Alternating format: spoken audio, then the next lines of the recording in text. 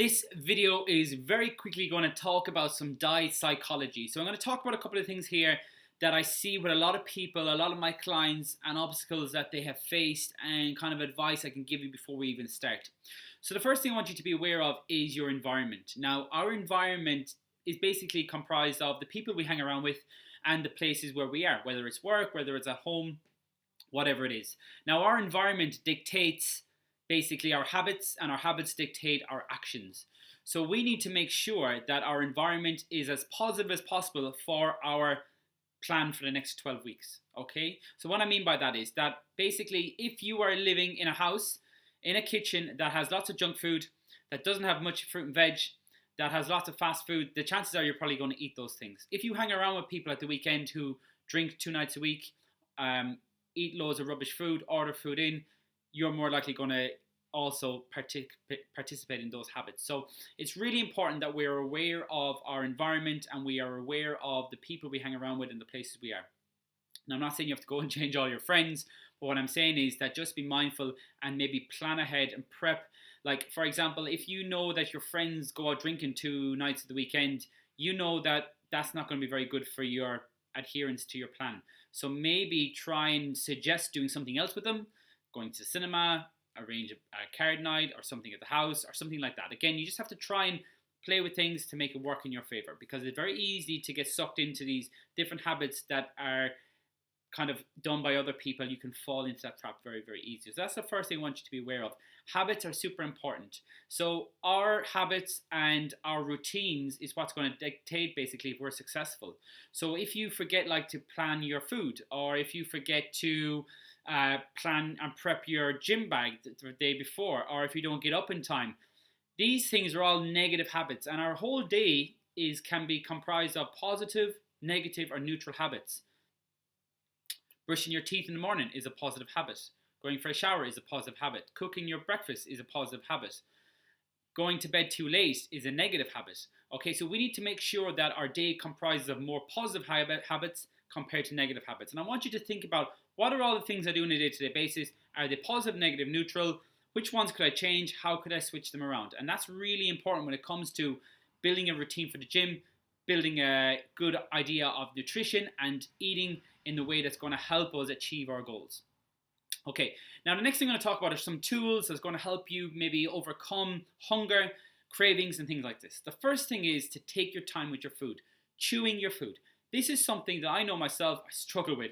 When I get food in front of me and I'm hungry, I'm just going to basically destroy the plate. I'm just going to eat everything in front of me. Whereas if you actually spend more time chewing on your food, taking your time eating it, trust me, you're not going to eat as much, because you're going to be hungry by the time you're finished. You're not going to be hungry, by the time you're finished. A lot of people eat too quickly.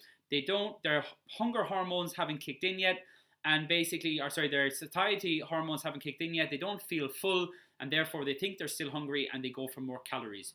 We want to limit the amount of calories we're consuming. So please take a bit more time with your food.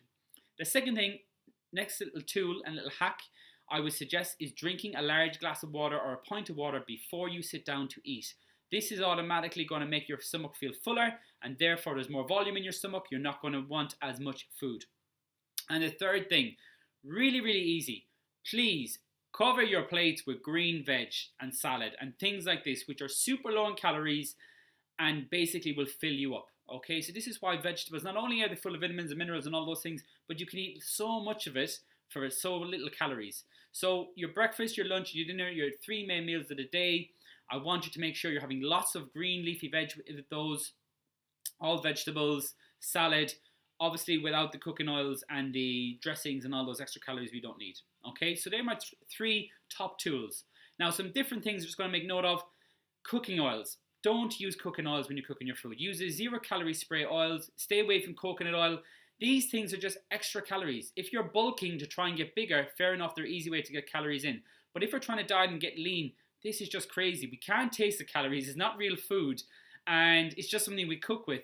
But yet, like a tablespoon of olive oil is nearly 200 calories. So just be mindful of that. 0-calorie sprays work really, really well. Also, liquid calories, things like orange juice, Coca-Cola, 7-Up, Fanta. These are just wasted calories as well. So if you want your fizzy drinks, go for the diet version, which are 0-calorie, or just hydrate. Hydration is super important for our energy, So drinking more water, again, is going to make us feel fuller, more energized throughout the day. So think about that, getting more water, replacing those calories, even coffee and things like this, things with cream. Like, just try and think about everything you consume that goes into your mouth. Majority of that is calories. So be mindful of the amount you're taking in. And when it comes to cravings, the last thing I'm going to talk about, we get cravings from particular triggers. For a lot of people, it's sitting down in front of the TV at nighttime with a cup of tea. Now remember, I've allowed you to have a treat every single day, and this is super important. And use this treat for those times that you know that you get these cravings. But some tips and tricks in relation to overcoming these cravings. The first thing I would say is be aware of your trigger and be mindful of it. Like the TV is one, so you can make certain rules. For example, you could say, I'm not going to eat in the living room. I'm only going to eat in the kitchen. So that basically is a rule that you've set yourself. So if you do want a biscuit or some chocolate, you actually have to eat it in the kitchen. Other things you can do, basically, a craving normally comes from boredom. So realize that your brain is bored. You want to distract it. So what you can do is take your phone out, go on Instagram, send an email, make a phone call to a friend. That's a really easy one. Make a phone call to your family member or friend for 2 or 3 minutes. By the time the phone call is over, you've forgotten about your craving and you'll be fine, okay? Another thing you can do is just go for low-calorie options. So you can get low-calorie ice cream, low-calorie crisps. Rice cakes work really well. Look at my recipe guide. I'll be giving you some recipes and some tips and tricks on snacks. Have a look through those and try and find low-calorie options. Low-calorie jelly, I just had some after my lunch. 4 calories in a tub of jelly that size. Like, there's so many things out there now that are low calories that you don't need to be wasting silly calories on things that you're not even hungry for. Remember, these are just triggers. We're not normally hungry when we're sitting in front of the TV. We've probably just eaten our dinner, but we just have this habit of eating stuff because we're actually bored. So think about distracting your brain. Think about taking a break. Even if you give yourself 5 or 10 minutes, the craving will pass. Think about replacing it with low calorie options, okay? Set yourself some rules. These are just things that will have helped my clients in the past overcome these cravings, okay? So different tips in this. Diet psychology is a massive thing. I want you to really listen back over this again. Think about the things I said. Taking your time with your food, drinking a glass of water before you eat, having lots of veg and salad with your meals. Those 3 good habits, remember, we want to develop good habits as much as possible. Those 3 things alone are really going to help you stay on track throughout the course of the next couple of weeks. So this is it. We're ready to rock and roll. If you have any questions, you know where to find me here on True Coach. Pop a message in. Again, stick to your check-ins every single week. Stick to training as much as possible. I'll be in touch. We're going to keep constant communication. Super excited to get this going. I can't wait for week 1 to start. So let's do it.